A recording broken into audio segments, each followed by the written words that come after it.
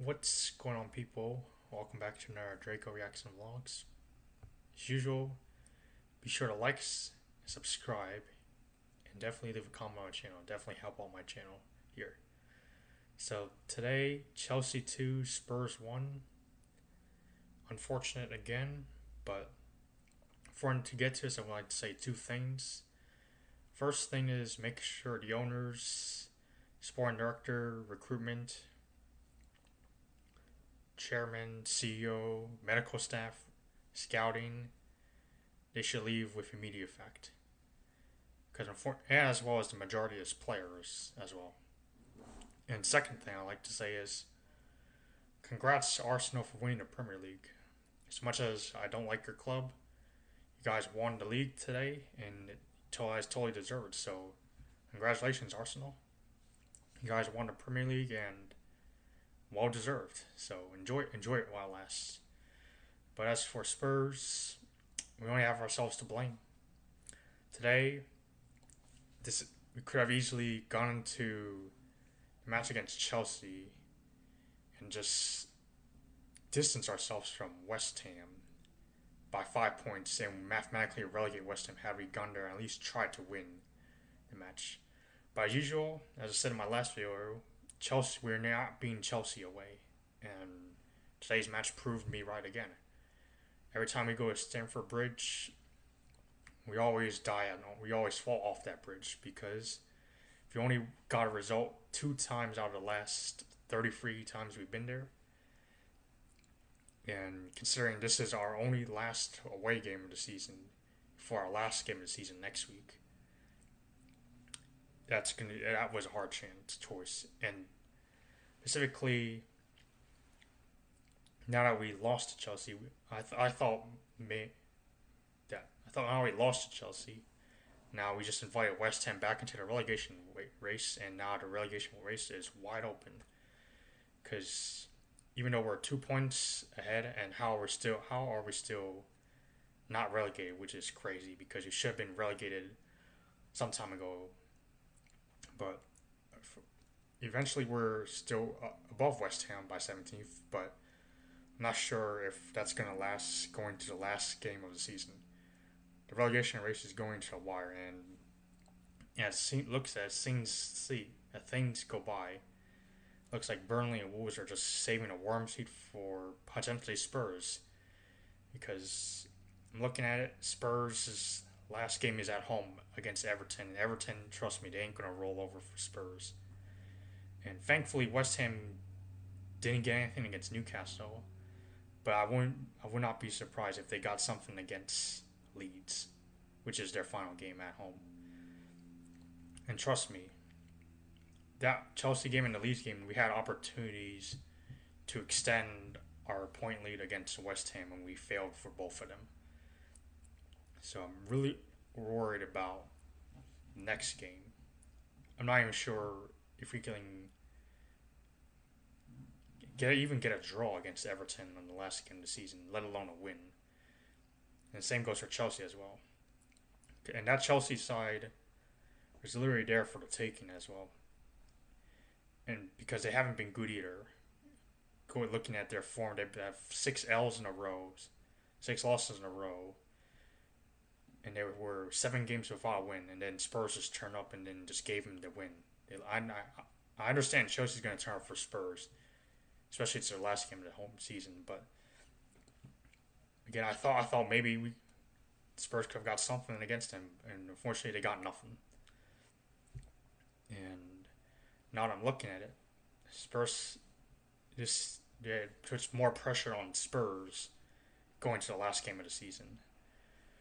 But and then against that match today, honestly, Spurs was all over Chelsea for the first 10 to 15 minutes. They had a chance that from Tell that they should have nodded in the back of the net. However, Sanchez did pretty well to stop it. And unfortunately, we didn't take enough chances to get a goal early in the game, and we weren't clinical enough, and that has cost us because we allowed Chelsea to grow into the game slowly with a Palmer shot that went wide of the net. And the first goal we conceded, That was actually a good strike by Enzo. Enzo always turns up against Spurs, where it's home or away. And that was a good strike from outside the 18-yard box. Don't think Kinski was getting there. Even if he tried getting there, I think the ball was out of his reach. But at the same time, the players should have gave him too much space and they should have closed him down instantly. Even that pass to Enzo leading up to that goal, no one was marking Enzo and they just allowed Neto to pass straight through Enzo. And boom, he took a shot outside the box. That was a good goal. Like that, we were 1-0 down and panic mode starting to start to happen. Chelsea could have gotten 2 or 3, especially with chances from Palmer. And another chance from Enzo, where we conceded a free kick. Enzo took the free kick from outside, near the corner, and it nearly went in net. Luckily, it hit the crossbar. Palmer almost got one, so we could have been 3-0 down after Enzo scored the opener. Where his shot could have been, if it had been directed goalward, there would have been a slight chance it would have got in. But essentially, Spurs walked away at halftime lucky they're being 1-0 down because, to be honest, the attackers did nothing going forward. They should have easily got something, or at least try to progress the ball forward instead of just holding back and letting Chelsea take control. And the same thing happened in the second half. There was less of Chelsea. It was a bit more of Spurs. However, there was a chance that most chances were towards Richarlison, which he could have easily converted better to at least finish better. However, Sanchez saved one of his shots. And the second goal, Spurs conceded. It was just 2 stupid mistakes from both Colomwani and Bentancur. That hospital pass, Colomwani, I think that was a dead hospital pass. And even if it wasn't a hospital pass, Bentancur should have ran to get it. Instead, he allowed Chelsea to take over possession. When the Chelsea players take over, he allowed Colomwani to make that pass a dead pass, a hospital pass. And Chelsea started counterattacking, and as soon as Neto crossed the ball and Enzo flicked it in, he allowed Santos to score, make it 2-0. Again, that all could have been prevented if Bentancur had not just given up when trying to make a run for that ball that was passed by Colomwani.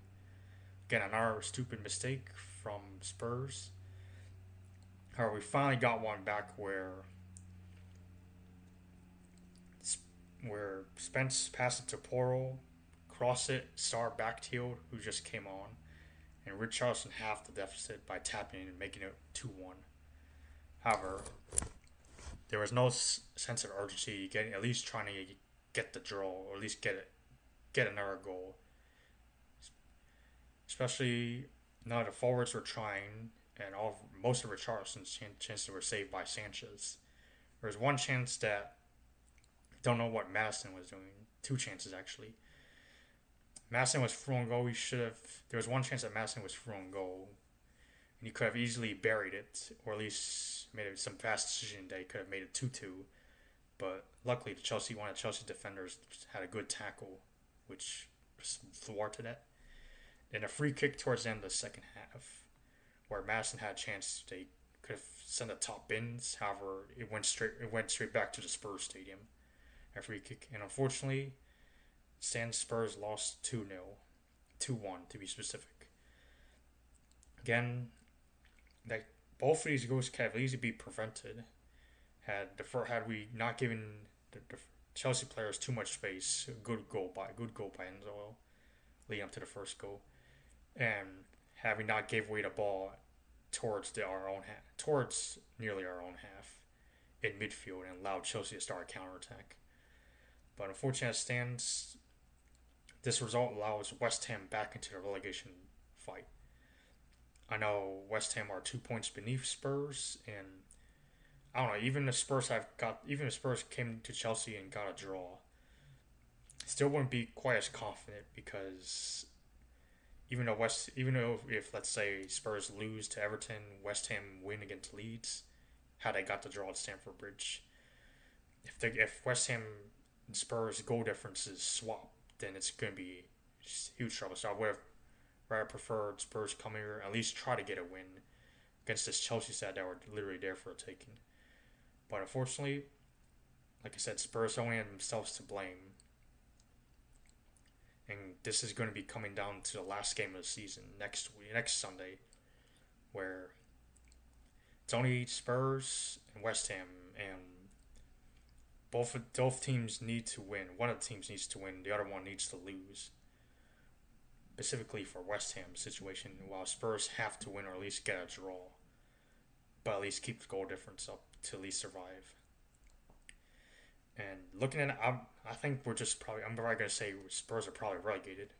I know they're not relegated confirmed, but do you think Spurs are going to have put up a performance against Everton at their own ground?